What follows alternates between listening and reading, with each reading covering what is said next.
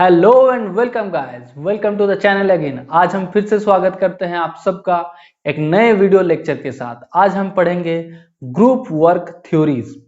ये जो group work theories है, इसके पहले हम लोगों ने 2-4 और टॉपिक बनाए हैं ग्रुप वर्क के लिए, आगे भी बनाएंगे। तो अगर कोई ग्रुप वर्क के बारे में अभी आपको पता नहीं, आप लोगों ने बिल्कुल ही ये वीडियो आपने पहले देखा, तो रिक्वेस्ट करना चाहूंगा कि एक बार आप ग्रुप वर्क का या ग्रुप वर्क थ्योरी का या जो ग्रुप वर्क का जो बेसिक है, ग्रुप क्या होता है, इसके बारे में एक बार प्लीज आप देख लीजिए, तो आपको अच्छा लगेगा ये और समझ में भी अच्छा आएगा। तो आज हम पढ़ेंगे ग्रुप वर्क थ्योरीज के बारे में और क्या क्या रिलेवेंट एस्पेक्ट्स है, क्या क्या फंडामेंट्स है जो ग्रुप वर्क में इन्फ्लुएंस करता है और किस तरीके से ग्रुप को बिल्ड किया जाएगा ग्रुप वर्क थ्योरीज के साथ। ठीक है, तो पहले हम जान लेते हैं कि थ्योरीज होता क्या है ग्रुप वर्क के पर्सपेक्टिव से। ठीक है, सो थ्योरीज होता है, theories are on the whole scientific aspects, fact और statements for understanding individuals and their relationship with other groups। अब इसका मतलब क्या है? सो ओके, हाँ, सो इसका मतलब यही होता है कि जो थ्योरीज होता है एक्चुअली वो कुछ नहीं है, वो कुछ साइंटिफिकल एस्पेक्ट्स है, कुछ फैक्ट्स है, कुछ स्टेटमेंट्स है जो आपको हेल्प करेगा अंडरस्टैंड करने के लिए, समझने के लिए। क्या समझने के लिए? इंडिविजुअल के साथ रिलेशन, ग्रुप के साथ।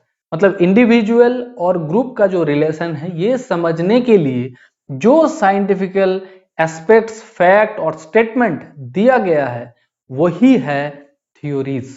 आपको समझ में आ रहा है? अब हम ग्रुप वर्क का थ्योरीज में क्या क्या रिलेवेंट चीज है उसको हम समझेंगे। देखिए, हम लोग ज्यादातर लोग ये ग्रुप डायनामिक सुन सुन के हैबिचुएटेड है, आपके टेक्स्ट में भी बहुत बार आएगा और आपको बहुत सारे वीडियोस में भी मिल गया होगा ग्रुप डायनामिक। लेकिन अगर हम ग्रुप वर्क थ्योरीज का बात कर रहे हैं तो सिर्फ ग्रुप डायनामिक से नहीं काम चलता है, उसके साथ चलता है इंडिविजुअल डायनामिक, फिर ग्रुप डायनामिक, और आपको ओवरऑल थ्योरी समझ में आएगा। इसके पहले आपको एक चीज बता देना चाहूंगा कि ये जो थ्योरीज में ग्रुप इंडिविजुअल डायनामिक और ग्रुप डायनामिक है, ये पूरा ग्रुप वर्क के लिए रिलेवेंट नहीं है, पूरा नहीं होता है, क्योंकि सोशल वर्क इतना भी अभी स्ट्रक्चर्ड नहीं है कि स्पेसिफिक हर चीज के लिए हर एक का टॉपिक बना हुआ है। ये कहीं और से भी कलेक्ट किया जाता है। आपको ग्रुप वर्क समझने के लिए, आपको ग्रुप वर्क का अंडरस्टैंडिंग बनाने के लिए अलग अलग जगह से रिलेवेंट एस्पेक्ट्स को कलेक्ट करके आपको समझाया जाता है। यही होता है थ्योरीज का मतलब। सो यहां हमने बात किया दो चीज का, एक है इंडिविजुअल डायनामिक और दूसरा है ग्रुप डायनामिक। और ये क्यों है, ये दो चीज हमें क्यों पढ़ना है, ये समझना है। देखिए, मान के चलिए ये एक ग्रुप है और यह ग्रुप में ये सारे बहुत सारे जो डॉट्स मैं दे रहा हूं, ये ग्रुप मेंबर्स है और ये पूरा ग्रुप है। सो जो जो मेंबर्स है, ये छोटे छोटे जो मेंबर्स है, वो क्या है? वो है इंडिविजुअल। क्या होता है? इंडिविजुअल। और ये बहुत सारे इंडिविजुअल जब एक साथ हो गया तो क्या हो गया? ग्रुप हो गया। अब जब ग्रुप वर्क आप बनाएंगे या ग्रुप वर्क आप करेंगे, जो अब ये मेथड को आप यूज करेंगे, तो थ्योरी के लिए आपको क्या क्या चाहिए? दो चीज चाहिए। एक तो चाहिए आपको अंडरस्टैंडिंग ऑफ इंडिविजुअल और दूसरा है अंडरस्टैंडिंग ऑफ ग्रुप। तो इंडिविजुअल अंडरस्टैंडिंग करने के लिए इंडिविजुअल डायनामिक्स का जरूरत है, ग्रुप अंडरस्टैंडिंग के लिए ग्रुप डायनामिक का जरूरत है। इसीलिए इंडिविजुअल डायनामिक और ग्रुप डायनामिक बहुत इंपॉर्टेंट है और दोनों को साथ लेके आपको पढ़ना चाहिए। अब हम इंडिविजुअल डायनामिक के ऊपर बात करते हैं। अभी हम पढ़ रहे हैं theories of individual dynamic. Individual dynamic का मतलब होता है, पहले तो देख लीजिए, इंडिविजुअल मतलब एक इंसान या एक पर्सन या एक ग्रुप मेंबर, आप समझ सकते हैं। और डायनामिक का मतलब बहुत सारे एंगल्स, बहुत सारे फैक्टर्स, बहुत सारे फंडामेंट्स, बहुत सारे फिनोमेना जो इंडिविजुअल को इंपैक्ट कर रहा है और वो किस तरीके से बिहेव कर रहा है, किस तरीके से आपको उसके साथ बिहेव करना चाहिए, इसका अंडरस्टैंडिंग दे रहा है, वही है थ्योरीज। ठीक है, अब हम इंडिविजुअल का बात करते हैं। इंडिविजुअल को समझने के लिए हमें तीन चीज का जरूरत है, एक इंडिविजुअल खुद, दूसरा साइको एनालिटिक थ्योरी और तीसरा कल्चरल फेनोमेना। अब हम ऊपर ऊपर से बात करते हैं साइको एनालिटिक थ्योरी और कल्चरल फेनोमेना किस तरीके से काम करता है। डीप में जाएंगे तो एक एक लेक्चर इसी के ऊपर हो जाएगा। साइको एनालिटिक थ्योरी का मतलब है कि उसके साइकोलॉजिकल रिलेटेड जो भी एस्पेक्ट्स होता है वो सारे चीज हमें जानना है। कल्चरल कंपोनेंट्स का मतलब है जो बाहर से कल्चरल कंपोनेंट्स, कल्चरल इंपैक्ट जो डला गया है उस इंडिविजुअल के अंदर, उसके ऊपर जो रिलेटेड जो भी चीज है वो है कल्चरल कंपोनेंट्स। ठीक है, कल्चर से जो मिला है उनको, बाहर से सोसाइटी से जो मिला है वो है कल्चरल कंपोनेंट्स। और साइको एनालिटिक थ्योरीज में जो उसके अंदर से है, जो उसके डेवलपमेंटल स्टेज के साथ हो रहा है, जब वो छोटे से बड़ा हो रहा है तो जो जो चीज साइकोलॉजिकली उसको डेवलप कर रहा है वो सारे चीज साइकोलॉजिकल थ्योरीज में हम पढ़ेंगे। ठीक है, अब हम जानते हैं कि एक एक करके, जैसे हमने अभी शुरू कर दिया थ्योरीज ऑफ इंडिविजुअल डायनामिक। अब थ्योरीज ऑफ इंडिविजुअल डायनामिक में सबसे पहले हमें जो पढ़ना है या जानना है वो है importance of early childhood experience. Early childhood experience, पहले हम वर्ड को समझते हैं। अर्ली चाइल्डहुड में हमें दो शब्द मिल रहा है, एक है अर्ली, एक है चाइल्डहुड। मतलब चाइल्डहुड के शुरुआती टाइम में, अर्ली एज में क्या होता है, उसमें जो एक्सपीरियंस आपको मिलता है या मेंबर्स को मिलता है वो। अब देखिए, ये जो हम बात कर रहे हैं importance of early childhood experience, ये हम इंडिविजुअल को ही समझ रहे हैं, कोई बच्चे को नहीं समझ रहे हैं। उस इंडिविजुअल का अर्ली एज में, अर्ली चाइल्डहुड में जो चीज काम करता है, जो जो चीज इंपॉर्टेंट है उसको हम समझते हैं और उसको रिलेट करते हैं ग्रुप वर्क के साथ। ठीक है, जैसे अर्ली चाइल्डहुड में क्या हम देखिए यहाँ पर फोटो में देख पा रहे हैं कि एक बच्चा है और वो किसके साथ इंटरेक्ट करता है, सबसे पहले उसके मम्मी के साथ। तो पहले उसका इंटरेक्शन होता है 1-to-1 रिलेशनशिप। क्या होता है, 1-to-1 रिलेशनशिप। उसके बाद उसका रिलेशन बनता है अदर्स, मतलब जो उसके पापा है, चाचा है, ताऊ है, भैया है, दोस्त है, ये सारे लोगों के साथ इंटरेक्शन बनता है। दोस्त तो बाद में आता है, ये अर्ली चाइल्डहुड का बात हो रहा है, मतलब अभी फैमिली में ही इन्वॉल्व है। लेकिन सबसे पहले मम्मी के साथ, उसके बाद फैमिली के अदर पर्सन के साथ उसका इन्वॉल्वमेंट या इंटरेक्शन, हम कह सकते हैं कि इंटरेक्शन हो रहा है। अब जो इंटरेक्शन हो रहा है पहले मम्मी के साथ या मदर्स के साथ, उसके बाद आपके फैमिली के दूसरे मेंबर्स के साथ, इसका मतलब होता है कि वो बहुत सारे लर्निंग कर रहा है और एक्सपीरियंस कर रहा है। क्योंकि जब बच्चा पैदा होके आया है दुनिया में तो उसके पास एक ब्लैंक आइडिया है, उसके दिमाग में ब्लैंकनेस है। और ये इंटरेक्शन के दौरान, जो छोटे बच्चे भी है वो भी इंटरेक्शन करते हैं, ये जान लीजिए, इंटरेक्शन के दौरान वो इमोशनल लर्निंग कर रहा है और एक्सपीरियंस कर रहा है इसको। अब यही चीज, यही जो उसको इमोशनल एक्सपीरियंस है वो अप्लाई करता है अपने ग्रोथ में, अपने ग्रोथ में। अब आपको लग रहा है कि भैया छोटा बच्चा है, बहुत छोटा है, तो वो अपना एक्सपीरियंस कैसे करेगा आगे ग्रोथ में। तो ये, लेकिन ये सच बात है कि वो एक्सपीरियंस करता है। आप लोगों ने सुना होगा कि जब हम लोग कभी घर में लड़ाई करते हैं, झगड़ा करते हैं या गलत शब्द का उपयोग करते हैं, उस टाइम कुछ मेंबर्स हमें बोल देते हैं या याद दिलवा देते हैं कि घर में बच्चा है, आप इस तरीके का शब्द ना ही यूज कीजिए। करना तो नहीं है लेकिन कभी कभी कर देते हैं।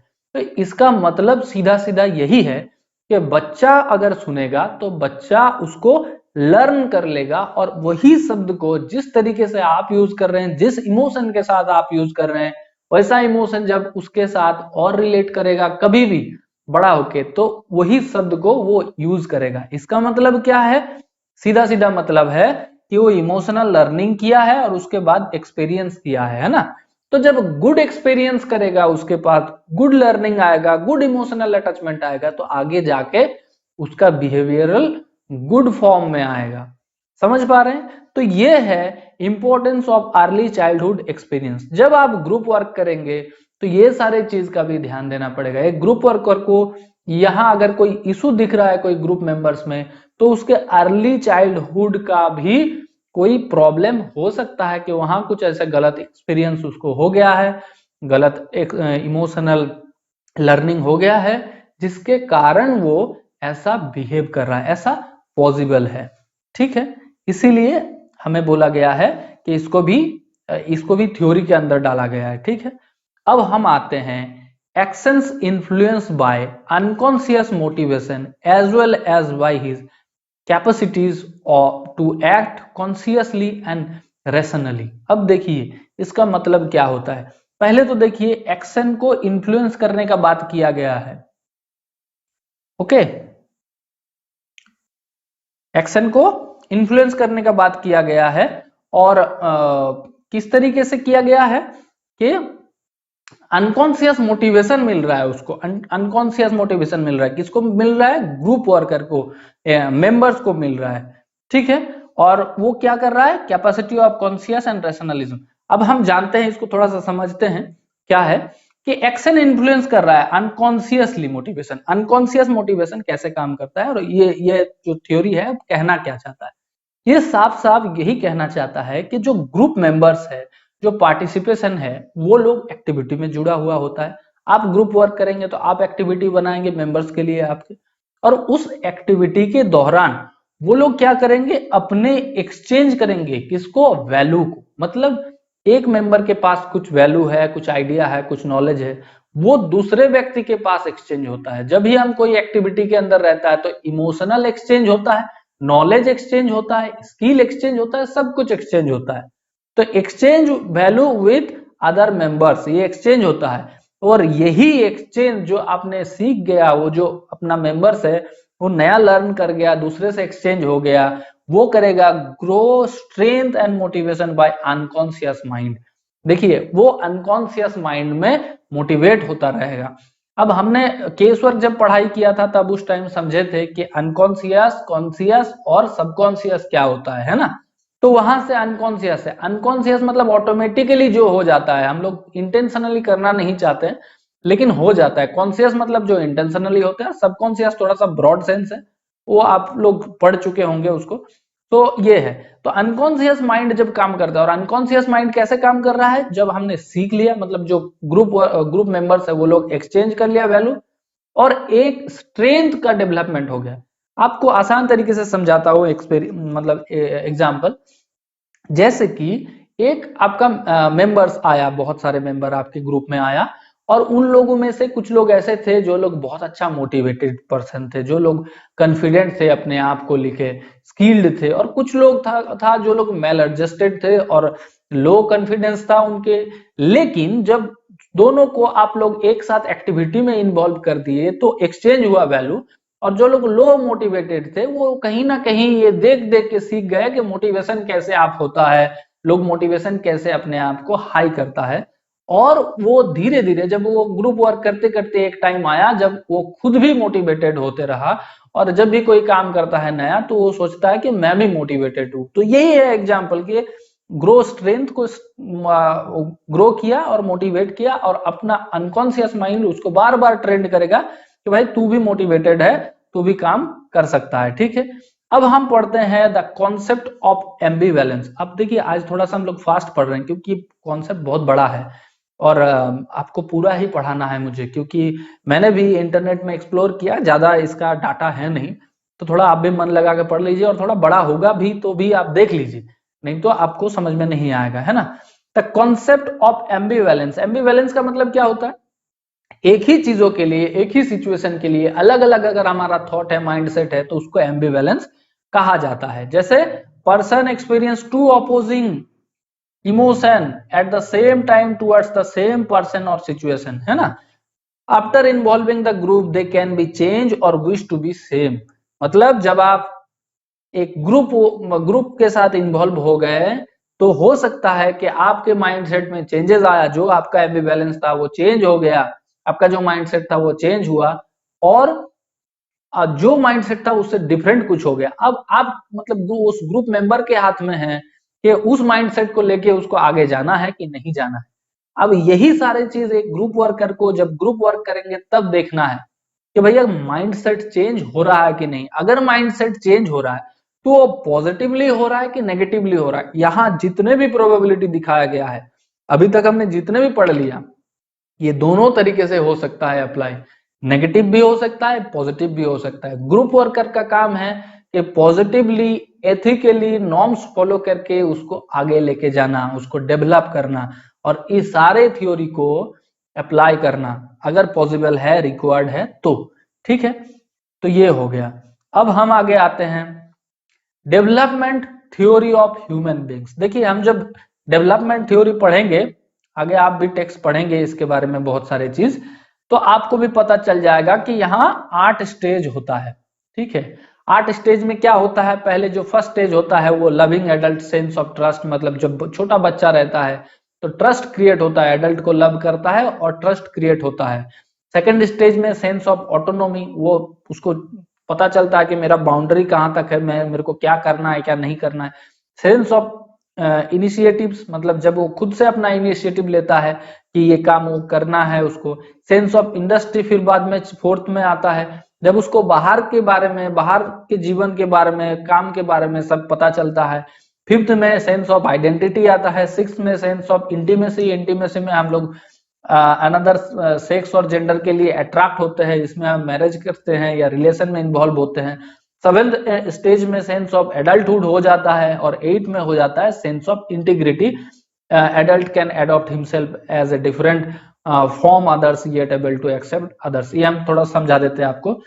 8 स्टेज में क्या बोल रहा है कि सेंस ऑफ इंटीग्रिटी आता है। सेंस ऑफ इंटीग्रिटी का मतलब ये होता है कि हम उस स्टेज में पहुंच जाते हैं कि जब हमें पता चलता है कि अगला बंदा हमारे थॉट का नहीं है, फिर भी हम उसे एक्सेप्ट कर लेते हैं, उसे हम रिजेक्ट नहीं करते हैं, उसके थॉट को भी हम रेस्पेक्ट करते हैं। जैसे आज के दिन में माहौल इस तरीके का हो गया है देश में, कभी कभी हमें बहुत सारे न्यूज दिखने को मिल रहा है कि जब हम देखते हैं कि अपने थॉट के बाहर, ज्यादातर रिलीजियस थॉट के ऊपर, जब हम हमारे थॉट के बाहर कोई और बंदा एक दिख गया, मिल गया और वो कन्फ्लिक्ट करने लगा अपने थॉट के साथ, तो हम लोग जबरदस्ती लगता है कि उसको अपना थॉट थोप दूं, लेकिन ये बहुत ही अनएथिकल है, ये चीज नहीं होना चाहिए। तो ये यही स्टेज होता है जब एक पर्सन के अंदर में ये क्षमता आ जाता है कि दूसरे का भी थॉट को एक्सेप्ट करे, भले ही वो थॉट उसके थॉट से डिफरेंट हो, टोटली डिफरेंट हो।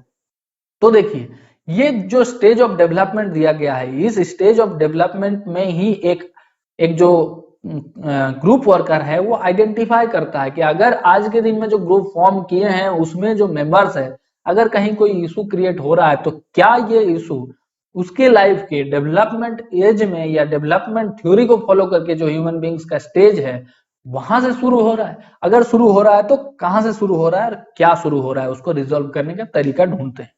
ठीक है, अब हम आते हैं group association change as per the need and focus in the group depends on group goal. अब देखिए इसका कहना क्या है, ग्रुप एसोसिएशन चेंज करना है as per the need and focus in the group depend on the group goal. देखिए हम लोग ग्रुप गोल पहले तो सेट कर लेते हैं कि हमारा ग्रुप का गोल क्या है ना, ये सेट कर लेते हैं पहले, और उसके बाद उस ग्रुप को, उस गोल को अचीव करने के लिए हम ग्रुप को रन करते हैं, हम अपना ऑब्जेक्टिव सेट करते हैं और फिर हम बहुत तरीके का एक्टिविटी करते हैं, है ना।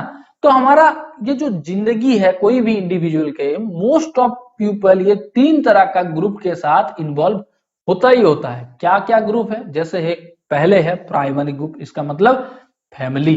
जो फैमिली ऑलमोस्ट सबका ही होता है, कुछ लोगों का छोड़ के, तो सॉरी फॉर दैट।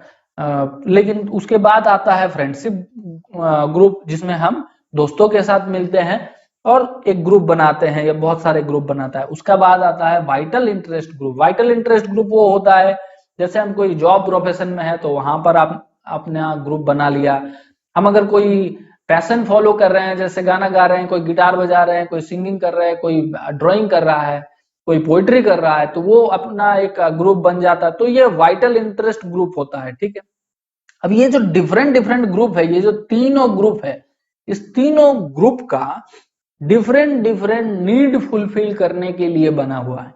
जैसे प्राइमरी ग्रुप अगर बोलेंगे फैमिली, फैमिली से क्या इमोशनल अटैचमेंट आता है, वहां से इमोशनल सेटिस्फेक्शन मिलता है, वहां से गाइडेंस मिलता है, वहां गार्जियनशिप मिलता है, वहां सब मतलब ये सारे चीज मिलता है। तो ये ग्रुप उसी के लिए है।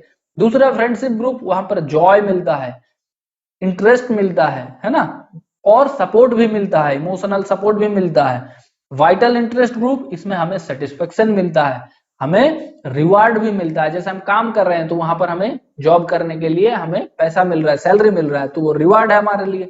और वहां सेल्फ सेटिस्फेक्शन भी मिल रहा है। जैसे कोई कोई हम गाना गा रहे हैं तो उसमें ग्रुप बना लिए, पूरा बैंड बना लिए, या बहुत सारे बच्चे एक साथ गाना गाने के लिए एक जगह पर जड़े होते हैं और शाम के टाइम प्रैक्टिस करते हैं। ऐसे बहुत सारी जगह होता है, हमारे बंगाल में होता है। तो वहां वो होता है सेल्फ सेटिस्फेक्शन वाला।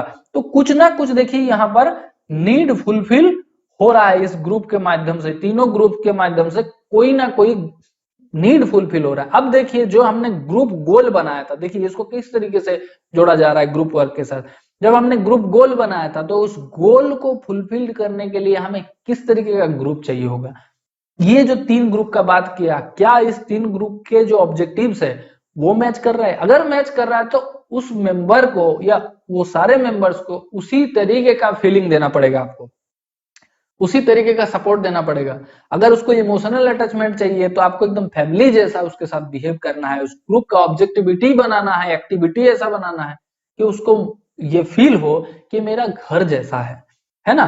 तो इस तरीके का आपको ग्रुप ऑब्जेक्टिविटी के कारण, मतलब रीजन से, या ग्रुप ऑब्जेक्टिविटी मीट करने के लिए या ग्रुप गोल को मीट करने के लिए हम ये सारे काम करेंगे। ठीक है, अब देखिए यहां तक हमारा जो इंडिविजुअल डायनामिक है वो समझ में आ गया। मतलब यहां तक हमने इंडिविजुअल डायनामिक का ही बात हमने किया मोस्टली, और जो भी इंपॉर्टेंट बात है हमने ज्यादातर चीजें बता दिया आपको, और लगता है आपको भी समझ में आ गया होगा। अब हम घुस रहे हैं या हम पढ़ रहे हैं theory of group dynamic. Theory of group dynamic जिसके ऊपर बहुत बात होता है, जिसके ऊपर बहुत सारे सवाल भी आता है, और हमारे एग्जाम पर्सपेक्टिव से भी बहुत बहुत बहुत इंपॉर्टेंट है। लेकिन हमने इसीलिए शुरू में बोला था आपको कि इंडिविजुअल डायनामिक और ग्रुप डायनामिक दोनों इंपॉर्टेंट है ग्रुप वर्क करने के लिए। तो आपको जानकारी दोनों का होना चाहिए, कहीं से भी सवाल आ सकता है। ठीक है, सो अभी हम पढ़ रहे हैं थ्योरी ऑफ ग्रुप डायनामिक। तो पहले तो जैसे हम इंडिविजुअल डायनामिक के बारे में बात किए कि एक इंसान, एक इंडिविजुअल, उसके पर्सपेक्टिव से जो भी चीज, जो भी फेनोमेनन्स काम कर रहे हैं, जो भी फैक्ट्स काम कर रहे हैं, उसके बारे में था। तो ये है ग्रुप डायनामिक। मतलब एक ग्रुप बनाने के बाद ग्रुप के साथ क्या क्या चीज, क्या क्या फेनोमेना काम कर रहा है, फैक्ट्स काम कर रहा है, उसके ऊपर बात हो रहा है। ठीक है जी, अब हम आते हैं सबसे पहले, वो है एक्सेप्टेंस और रिजेक्शंस। ठीक है, अब देखिए एक ग्रुप जब हम बना लेते हैं, ये मान के चलिए ग्रुप है, उसमें मेंबर्स है बहुत सारे। इस मेंबर में से कुछ मेंबर्स ऐसे होंगे जो मेंबर्स बहुत ही फ्लुएंटली, बहुत ही कंफर्टेबली उस ग्रुप में इंजॉय करेंगे और उस ग्रुप को एक्सेप्ट कर लेंगे। कुछ मेंबर्स होते हैं जिनको वो ग्रुप अच्छा नहीं भी लग सकता है। तो जब नहीं लगता है, जो जो एक्सेप्ट कर लिया उस पूरा ग्रुप को, उसको बोला जाता है एक्सेप्ट पर्सन या एक्सेप्ट मेंबर। जो वहां से निकल गया वो हो गया रिजेक्शन। तो देखिए हमें एक्सेप्टेंस, रिजेक्शन पढ़ना है, लेकिन हमें तो पढ़ना है ग्रुप के अंदर ही ना। तो जब तक वो मेंबर ग्रुप में है लेकिन उस ग्रुप को वो एक्सेप्ट नहीं कर रहा है, अब कंडीशन समझिए, ग्रुप के अंदर है मेंबर, बाहर नहीं गया है, रिजेक्शन अभी हुआ नहीं है। तो एक तो है, अगर है अंदर और उसको एक्सेप्ट है उस ग्रुप को, तो उसको क्या बोला जाएगा, एक्सेप्टेंस मेंबर।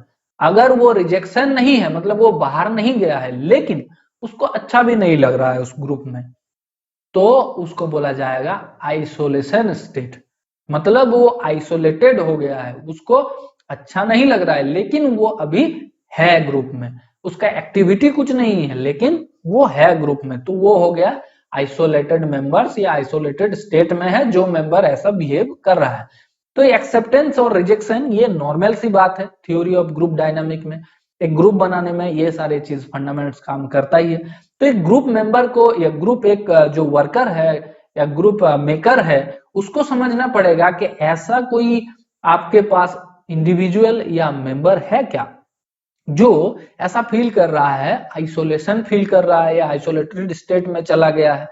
तो उसका मतलब रिजॉल्व करने का उसको सोल्यूशन ढूंढना पड़ेगा। ठीक है, तो ये सबसे पहले हमने समझ लिया एक्सेप्टेंस और रिजेक्शन। उसके बाद हमें जानना है सब ग्रुप्स। सब ग्रुप्स क्या होता है? देखिए, जब हम ग्रुप बनाते हैं, मान के चलिए एक ग्रुप है और बहुत सारे मेंबर्स हैं, बहुत सारे मेंबर्स हैं, है ना।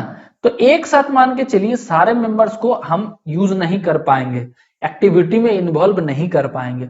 तो हम क्या करते हैं कि भैया यहां से 4 मेंबर, यहां से 10 मेंबर, एक ग्रुप तुम लोग, यहां से एक ग्रुप, यहां से एक ग्रुप, यहां से एक ग्रुप। तो यहां पर हमने 4 अलग अलग छोटे छोटे ग्रुप बना दिया।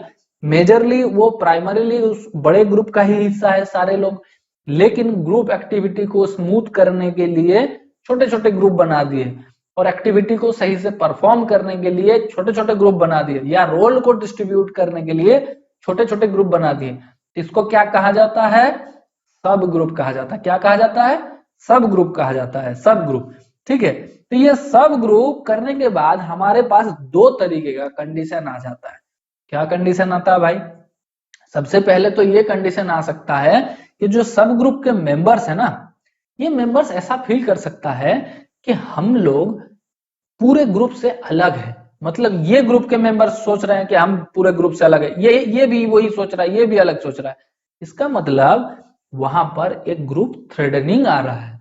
आपको अगर ग्रुप मेंबर हैं तो आपको ये समझाना पड़ेगा कि जी नहीं, आप लोग सारे उस ग्रुप के एक साथ मेंबर्स हैं और सारे मेंबर एक साथ काम कर रहे हैं। So no group can sweet for. अब देखिए हम समझा रहे हैं, अगर और कुछ पॉइंट्स छूट जा रहा है। हाँ, और दूसरा जो पॉइंट्स है कि सारे ग्रुप मेंबर को पूरा ग्रुप के साथ फ्रेंडली फॉर्मेशन बनाना है। क्या बनाना है? फ्रेंडली फॉर्मेशन बनाना है। जब मतलब हमने छोटा छोटा अगर ग्रुप बना भी लिया, तब भी एक ग्रुप के मेंबर्स दूसरे ग्रुप, मतलब सब ग्रुप के मेंबर दूसरे सब ग्रुप से फ्रेंडली बिहेव करेंगे, ऐसा नहीं करेंगे, रूडली बिहेव नहीं करेंगे, या लगेगा नहीं कि वो अलग ग्रुप से है। आप लोग समझ पा रहे हैं? बहुत आसान सा है। He has to act accordingly, prerequisite acceptance individual eligible। ठीक है, तो यही है मुद्दा, बात जो आपको समझाने की कोशिश हो रहा है कि सब ग्रुप नॉर्मल सी बात है, और आपको एक्टिविटी के आधार पे सब ग्रुप बनाना चाहिए, बना सकते हैं। लेकिन जब आप सब ग्रुप बनाएंगे तो आपको सोचना पड़ेगा कि वहां फ्रेंडली मैनर रहे, फ्रेंडली फॉर्मेशन रहे, और कोई भी इंडिविजुअल ये ना सोचे कि हम ग्रुप से अलग हैं। ठीक है, सो हमारा जो अगला पॉइंट है वो है ग्रुप बॉन्ड। ग्रुप बॉन्ड का क्या मतलब क्या होता है? जब कोई भी मेंबर्स हम ग्रुप बनाते हैं, जो मान के चलिए ये जो ग्रुप है इसमें बहुत सारे मेंबर्स हैं, ये बहुत सारे मेंबर्स ये फील करता है कि ये ग्रुप हमारा है, हम इस ग्रुप के पार्ट हैं, तो वो होता है ग्रुप बॉन्ड। मतलब सेंस ऑफ बिलोंगिंगनेस, मतलब ये ग्रुप मेंबर्स ये सोच रखना पड़ेगा इस ग्रुप मेंबर को कि मैं इस ग्रुप का हिस्सा हूं और ये मेरा ग्रुप है ना। तो ये है, और ये किस तरीके से लाया जा सकता है? ये इमोशनली लाया जा सकता है, या इसको टास्क ओरिएंटेड होके लाना पड़ेगा। मतलब इमोशनली अटैचमेंट अगर हो पब्लिक, मतलब ग्रुप मेंबर्स के साथ ग्रुप मेंबर्स का, या ग्रुप के साथ मेंबर्स का, या ग्रुप मेंबर्स के साथ ग्रुप वर्कर का, तो ये ग्रुप बॉन्ड बनता है। या तो टास्क, मतलब काम करते करते ऑटोमेटिक रिलेशन बन जाता है, तो वो हो जाता है टास्क रिलेटेड। ठीक है, अब ये ग्रुप बॉन्ड बनाने के लिए कुछ फैक्टर्स भी काम करता है, जैसे मेंबर्स सिमिलरिटी। अगर इस मेंबर्स के अंदर सिमिलरिटी हो तो ग्रुप बॉन्ड बन सकता है। जब ग्रुप का साइज अगर मीडियम हो, बहुत ज्यादा बड़ा या बहुत ज्यादा छोटा ना हो, तो ग्रुप बॉन्ड्स बन सकता है। Entry difficulty, group success, group external competition, threats, ये सारे चीज ही फैक्टर्स है ग्रुप बॉन्ड बनने के लिए या ना बनने के लिए भी। ठीक है, सो ये हो गया ग्रुप बॉन्ड। अब हम समझते हैं ग्रुप हॉस्टिलिटी एंड ग्रुप कॉन्टेजन क्या है। ग्रुप हॉस्टिलिटी, पहले तो हम जानते हैं हॉस्टिलिटी का मतलब क्या है, वो समझते हैं। पहले हॉस्टिलिटी का समझ लेते हैं। हॉस्टिलिटी का मतलब ये होता है कि जब ऐसा कोई ग्रुप हो जहां पर कोई मेंबर्स के साथ डिस्क्रिमिनेशन हुआ है या एक्सप्लॉयटेशन हुआ है, और उस पर्टिकुलर मेंबर का एक माइंडसेट बन गया है, एग्रेसिवनेस हो गया है, फ्रेंडली अनफ्रेंडलीनेस हो गया है, तो ये सारी चीज का ही मतलब होता है हॉस्टाइलिटी। तो जब कोई ग्रुप वर्कर काम करेंगे, जैसे आप लोग ग्रुप वर्कर बनेंगे, तो आप लोग जब काम करेंगे और ग्रुप थ्योरी को आप समझेंगे, तो तब उस टाइम आपको ये इस चीज का ध्यान देना जरूरी है कि वहां पर कोई हॉस्टिलिटी ना हो जाए, उसके कारण आपके कोई ग्रुप मेंबर्स ये फील करे रिजिडनेस या एग्रेसिव हो जाए, या अनफ्रेंडलीनेस आप फील करे, ऐसा ना हो जाए, ठीक है। और उसके बाद अगर हम जानेंगे कॉन्टेजन क्या है। कॉन्टेजन का मतलब ये होता है कि कोई भी किसी एक का थॉट दूसरे के ऊपर डाल देना या दूसरे को इन्फ्लुएंस करना, वो होता है कॉन्टेजन, ठीक है। जिस तरीके से आज के दिन में होता है कि एक पर्टिकुलर थॉट एक किसी पर्सन के अंदर है, वो पॉलिटिकली हो सकता है, वो रिलीजियस हो सकता है, वो दूसरे को डाल दिया इस तरीके से, उसके बाद उसी चीज का वो सोचते रहे, दूसरे को फिर इन्फ्लुएंस करता रहा, ऐसे। इसका पॉजिटिव इंपैक्ट भी होता है, नेगेटिव इंपैक्ट भी होता है। पॉजिटिव इंपैक्ट ऐसा होता है कि कोई अगर कोई गलत थॉट लेके है और कोई उसको लॉजिकली थोड़ा सा सही से समझा दे इस चीज को, तो भी वो इंपैक्ट कर जाता है और वो आगे जाके लोगों को भी आगे अच्छा समझाता है। और नेगेटिव भी होता है जिस तरीके से मैंने समझाया। तो जब ग्रुप मेंबर ग्रुप बनाएंगे, जब वर्कर ग्रुप बनाएंगे, तो उस चीज का भी ध्यान देना पड़ेगा कि यहाँ पर हॉस्टाइलिटी या कॉन्टेजन कोई भी चीज ना हो। अब हम आगे पढ़ते हैं ग्रुप सपोर्ट। ग्रुप सपोर्ट बहुत इंपॉर्टेंट चीज है ग्रुप बॉन्ड करने के लिए, या ग्रुप फाउंड करने के लिए, या ग्रुप को बड़ा लेवल पे ले जाने के लिए। ग्रुप सपोर्ट तब मिलता है जब कोई ग्रुप है और उसके अंदर जो मेंबर्स है वो एक्टिवली एक दूसरे के साथ जुड़ा हुआ है, इमोशनली टास्क ओरिएंटेड जिस तरीके से हमने बताया, और सपोर्ट करता है, इमोशनली हो फिजिकली हो, एक दूसरे को सपोर्ट कर रहा है ताकि अच्छे तरीके से एक्टिविटी हो पाए और काम हो पाए, तो वो होता है ग्रुप सपोर्ट, ठीक है। और ग्रुप सपोर्ट जितना बढ़िया होगा, जितना अच्छा होगा, मेंबर्स उतने अच्छे तरीके से काम कर पाएंगे और आपका ग्रुप का सक्सेस रेट भी उतना अच्छा होगा, आप जल्दी सक्सेस कर पाएंगे। लास्ट जो है but not the least, group conflict. Group conflict क्या है? देखिए, ग्रुप कॉन्फ्लिक्ट बहुत ही कॉमन सा चीज है और ये नॉर्मली सारे जगह पे सारे ग्रुप में होता ही रहता है, थोड़ा या ज्यादा होता ही है। तो इस चीज के लिए तो आपको रेडी होना पड़ेगा कि जी ग्रुप कॉन्फ्लिक्ट हमें कभी भी मिल सकता है, ठीक। अब ग्रुप कॉन्फ्लिक्ट क्या होता है पहले ये जान लेते हैं। कॉन्फ्लिक्ट का मतलब ये होता है कि आपके माइंडसेट, आपके ओपिनियन, आपके थॉट जब दूसरे के साथ नहीं मैच करता है और वहां पर जो क्राइसिस क्रिएट हो जाता है, जो जो कम्प्लेक्सिटी क्रिएट हो जाता है, वही होता है ग्रुप कॉन्फ्लिक्ट, है ना। सो ये है conflict meant unmatching to the other members, तो ये हो जाता है कॉन्फ्लिक्ट, ठीक है। Some ways to resolve conflict, अगर कॉन्फ्लिक्ट है तो उसको सॉल्व करने का भी तरीका बहुत सारे हो सकता है। हम यहाँ पर बहुत सारे तरीका समझाएंगे, जो तरीका आपको ये बताएगा कि किस तरीके से ग्रुप का कॉन्फ्लिक्ट को सॉल्व किया जा सकता है। किस तरीके से सॉल्व किया जाएगा? पहले तो ये बहुत आसान है, withdrawal of one part opinion. देखिए, जब कॉन्फ्लिक्ट होता है तो दो पार्टी का होना जरूरी है, दो पार्टी के अलावा तो कॉन्फ्लिक्ट हो नहीं सकता, दो से ज्यादा भी हो सकता है लेकिन मिनिमम दो तो होना पड़ेगा। तो कहीं ना कहीं उस दो में से किसी एक का अगर थॉट को विथड्रॉ कर लिया जाए, मतलब म्यूचुअली विथड्रॉ कर लिया जाए, तो ये सॉल्व हो सकता है, रिजॉल्व हो सकता है। Withdrawal of one part opinion बहुत अच्छा एक पॉइंट है या बहुत अच्छा सोल्यूशन का प्रोसेस है। दूसरा, सब्जुगेशन। सब्जुगेशन का मतलब वो होता है कि जो पावरफुल पार्ट है वो बोलता है कि भाई मेरे को फॉलो करो। तो ये होता है, हर बार ये एथिकली तो नहीं होता है, लेकिन कभी कभी ये करना भी जरूरत होता है और नहीं करना ही बेटर है। मतलब अगर जरूरत पड़े तब ही करना है इसको, अगर ना जरूरत पड़े, मतलब कहीं पर ना काम हो रहा है, तब ये चीज हो जाता है। और ये ग्रुप वर्क में इंटरनली भी होता है, मतलब ग्रुप वर्कर को पता भी नहीं होता कि कॉन्फ्लिक्ट क्रिएट हुआ, स्ट्रॉन्ग पार्टी ने दूसरे जो वीक पार्टी था उसको दबा दिया और अपना ओपिनियन को बोला कि भाई इसको मानना है। तो ये कभी कभी ग्रुप वर्कर तक भी नहीं आता, सॉल्व हो जाता है कॉन्फ्लिक्ट। और अगर ग्रुप वर्कर कर रहे हैं तो भी देखना पड़ेगा कि सिचुएशन का डिमांड जब होता है तभी करना है। और मेजोरिटी रूल्स ये नॉर्मली हम लोग करते ही हैं, हर जगह करते हैं कि कोई एक कॉन्फ्लिक्ट क्रिएट होगा, उसमें देख लिया कि हमने सबसे ज्यादा मेजोरिटी पर्सन किस चीज को सपोर्ट कर रहा है, कौन से ओपिनियन को ज्यादातर लोग सपोर्ट कर रहे हैं, उस ओपिनियन को एक्सेप्ट करना है और बाकी को नहीं करना है। ये हो गया बहुत आसान सा। कॉम्प्रोमाइज। कॉम्प्रोमाइज मतलब जब कोई एक पर्टिकुलर पार्टी ये रियलाइज करता है कि भाई मेरा लिमिटेशन यहाँ तक ही है और मैं यहाँ तक ही बोल सकता हूँ, उससे ज्यादा नहीं करूंगा, या इस चीज को हमें बढ़ाना नहीं है, मुझे यही रफा दफा करना है, तो वो हो जाता है कि कॉम्प्रोमाइज के अंदर।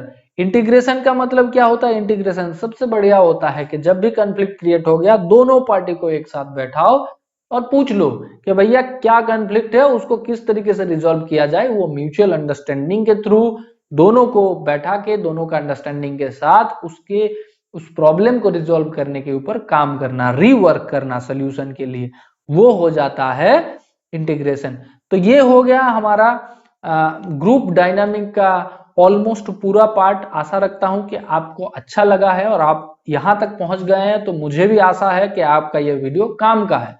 तो मैं आशा रख सकता हूं कि आप सब्सक्राइब करेंगे और दूसरे से भी शेयर करेंगे जिन लोगों का सोशल वर्क टॉपिक है या इस टॉपिक को जरूरत मानते हैं या पढ़ाई कर रहे हैं इस टॉपिक के ऊपर। अगर अच्छा लगा है तो कमेंट करके जरूर बताइएगा कि कैसा लगा। कुछ कमियां लगा है तो वो भी जरूर बताइएगा, हम उसको रिजॉल्व करने के काम करेंगे। और एक लाइक जरूर कर दीजिएगा ताकि हमें पता चले कि जो काम कर रहा हूं या जो जो भी टॉपिक बना रहा हूं आप लोगों के लिए, वो आप तक पहुंच रहा है कि नहीं पहुंच रहा है, आप लोग पसंद कर रहे हैं कि नहीं पसंद कर रहे हैं। अपना ख्याल रखिए। जय हिंद, जय भारत।